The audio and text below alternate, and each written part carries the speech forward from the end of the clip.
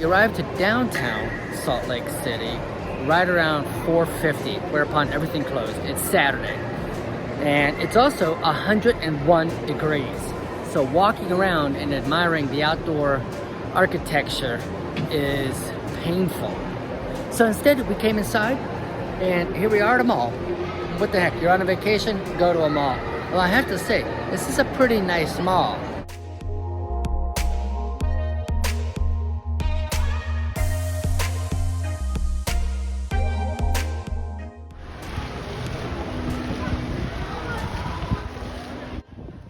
After all the water excitement, we were a little hungry, so got some fries and tried what's big in Salt Lake City, fry sauce.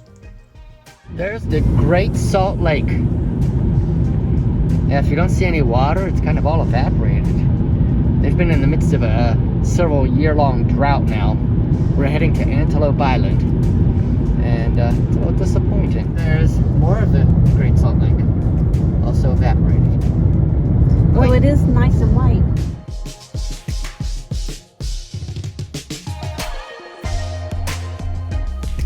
Here we are, heading out to the banks of the Great Salt Lake, and you know, we just gotta try it. You just gotta get in there. Give you an idea though how far back there's the car. You can't see it. The sand is blistering hot. That's how much further we gotta go to the Salt Lake. It's evaporated so much.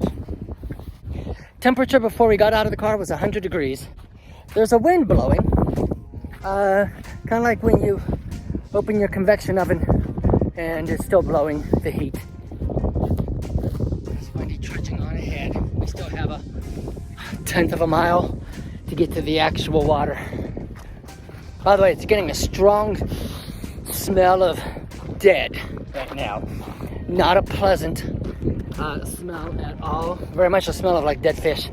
Although there are no fish in this Great Salt Lake because it's too salty.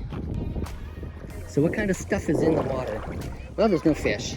There's an algae. There are these flies on top, and then in the bottom's all sand. And there are brine shrimp. We are swimming with sea monkeys, essentially. The water is really warm. There was no shock walking in at all. Eric, who can't float in unsalted water, is about to give it a try. And I float.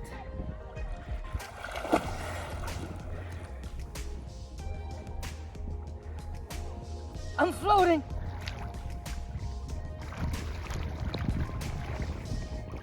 I'm just floating. Piece of this back there at the water and thought it would be salty. And it was not. This is very salty. Very salty. Really? It's just like, yeah, it's just like pure salt. Let me look. Well, I've licked that part. Yep, very salty. But listen to the ground underneath. Wendy is a born beachgoer. What'd she say about the sand here under hunt? Well, not this part. When we get back up to the sand is horrible. It's just like your feet are buried in it, and it's so hot, so it's burning the tops and the bottoms because it's seeping under the bottom of your foot. Like there's no way to protect your foot whatsoever. There was like a little log, and I just went and stood under the log that was about Yeah, for shade. You got her toes in the shade. If I had a tip, I'd say wear rain boots. There's different seasons here. From like May to June, these flies come out that bite. And even the guidebook, From's, if you're familiar with tour guidebooks, first sentence is, if it's the season for the biting flies, don't go. But then there's the season of these flies, which are everywhere, but they don't bite. Look at my shoes. I took them off to go into the Great Salt Lake.